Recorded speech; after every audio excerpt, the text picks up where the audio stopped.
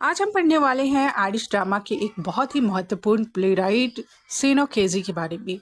ये वही लेखक है जिन्होंने पहली बार डबलिन के गरीब लोगों स्लम लाइफ को स्टेज पर लाया। ओकेजी का जन्म 30 मार्च 1880 को डबलिन आयरलैंड में हुआ। उनका असली नाम जॉन केजी था, लेकिन बाद में उन्होंने आयरिश आइडेंटिटी को दिखाने के लिए अपना नाम बदलकर सेनो केजी कर लिया। वे एक गरीब प्रोटेस्टेंट फैमिली से थे। उनके फादर की डेथ तब हो गई थी जब वे सिर्फ 6 ईयर्स के थे। इसके बाद उनका जो फैमिली था, पूरा परिवार गरीबी और संघर्ष में जीने लगा। उनकी आंखों में बचपन से बीमारी थी, ट्रैकोमा था, इसलिए वे केवल 3 साल ही स्कूल जा सके, लेकिन उन्होंने हार नहीं मानी। वे सेल्फ एजुकेटेड बने, खुद पढ़कर समझकर आगे बढ़े। उन्होंने कई छोटे मोटे काम किए, जैसे लेबरर, रेलवे वर्कर। वे आयरिश सोसाइटी की गरीबी से बहुत प्रभावित हुए। वे सोशलिस्ट बने, मजदूरों के अधिकार के लिए लड़ने लगे। उन्होंने आयरिश सिटीजन आर्मी ज्वाइन की और उसका कॉन्स्टिट्यूशन भी लिखा, लेकिन बाद में वे नेशनलिज्म से निराश हो गए, क्योंकि उनके अनुसार लोग देश की आज़ादी से ज़्यादा गरीबी की समस्या को इग्नोर कर रहे हैं और गरीबी से ज़्यादा वो दुखी है। उन्होंने 1916 ईस्टर राइजिंग में भाग नहीं लिया। ये बहुत इंपॉर्टेंट एग्जाम पॉइंट है कि उन्होंने 1916 ईस्टर राइजिंग में भाग नहीं लिया। उन्होंने 1916 के आसपास प्लेज लिखना शुरू किया। उनके कई प्लेज शुरू में रिजेक्ट कर दिए गए, लेकिन उन्होंने हार नहीं मानी और फाइनली उन्हें जो है वो सक्सेस मिली। 1923 में उनका पहला सफल प्ले आया, द शैडो ऑफ गनमैन, और यही से उनकी पहचान शुरू हुई। डबलिन ट्रायोलॉजी इनका मोस्ट इम्पॉर्टेंट वर्क है। इसके 3 सबसे फेमस प्ले को डबलिन ट्रायोलॉजी कहा जाता है, the shadow of gunman, Juno and peacock and plough and the Sean O'Casey वही लेखक हैं जिन्होंने पहली बार डबलिन के गरीब लोगों की रियल लाइफ को स्टेज पर दिखाया और हमें बताया कि वॉर और पॉलिटिक्स का सबसे ज़्यादा असर आम लोगों पर पड़ता है। तो शैडो ऑफ द गनमैन जो है ये इनका पहला सक्सेसफुल प्ले है। स्टोरी शुरू होती है डबलिन के एक छोटे से रूम से।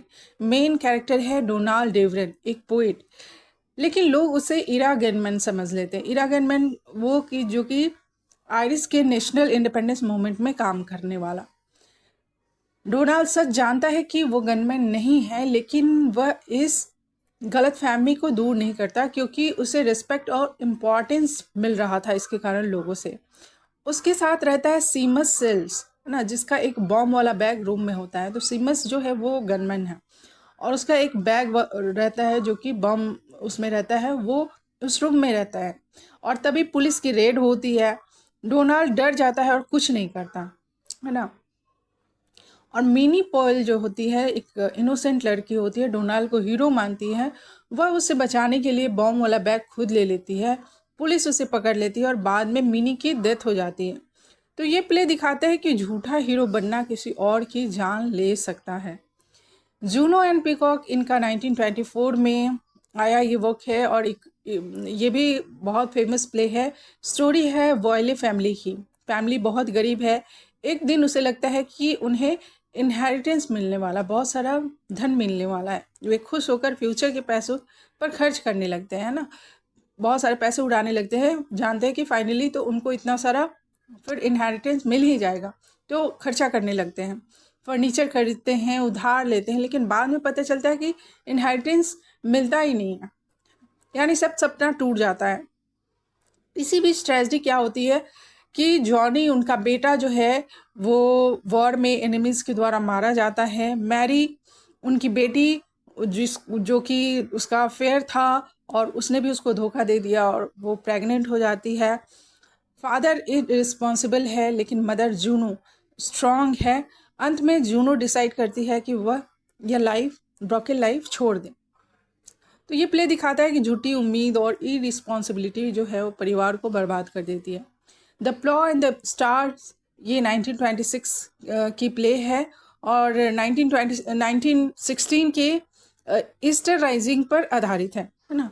1926 में ये प्ले पब्लिश हुई है और 1916 के ईस्टर राइजिंग पर आधारित है। मेन कैरेक्टर्स हैं जैक, नेशनलिस्ट मूवमेंट ज्वाइन करता है। मेन कैरेक्टर इसका है जैक, जो नेशनलिस्ट मूवमेंट ज्वाइन करता है, लेकिन उसकी वाइफ नोरा उसे रोकना चाहती है क्योंकि वह उसे खोना नहीं चाहती। वॉर शुरू होता है, डबलिन में कैओस फैल जाता है। सबसे ज़्यादा सफरिंग वॉर में कौन झेलता है? कॉमन पीपल ना। नोरा स्ट्रेस में टूट जाती है और मेंटली अनस्टेबल हो जाती है। वैसे बर्गेस जो है, जो एक नेवर है नोरा की, वह नोरा को बचाने की कोशिश करती है, लेकिन गोली लगने से उसकी डेथ हो जाती है।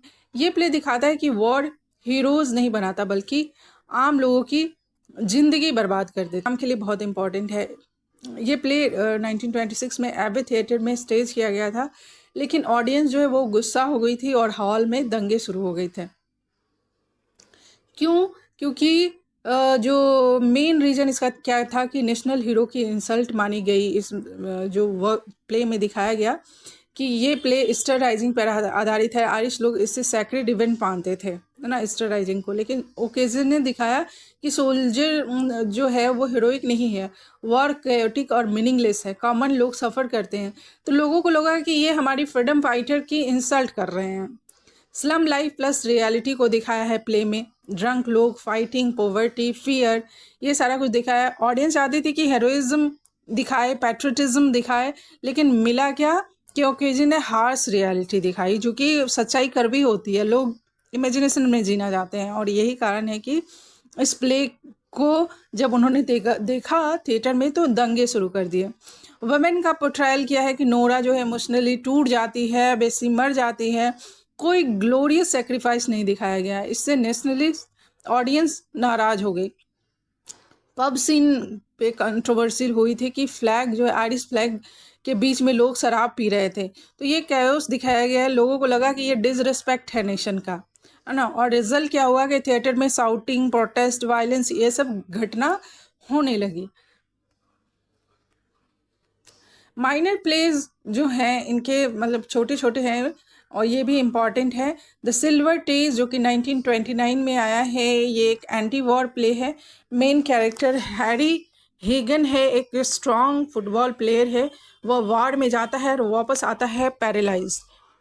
उसकी पूरी लाइफ बदल जाती है। तो इससे पता चलता है कि वॉर यूथ और लाइफ दोनों को डिस्ट्रॉय कर देता है। रेड रोजेस फॉर मी, ये 1946 में आई है, और ये प्ले लेबर मूवमेंट पे बेस्ड है। मेन कैरेक्टर्स हैं आयमन, वर्कर के राइट्स के लिए लड़ता है, लेकिन सोसाइटी उसे रिजेक्ट करती है और वो वायलेंस का शिकार बनता है। कॉक डूडल डैडी, ये 1949 में आया है, और ये एक सिंबॉलिक प्ले है। इसमें मैजिकल रूस्टर आता है जो लोगों की सप्रेस डिज़ायर को बाहर लाता है, लेकिन सोसाइटी और चर्च उसे कंट्रोल करना चाहते हैं।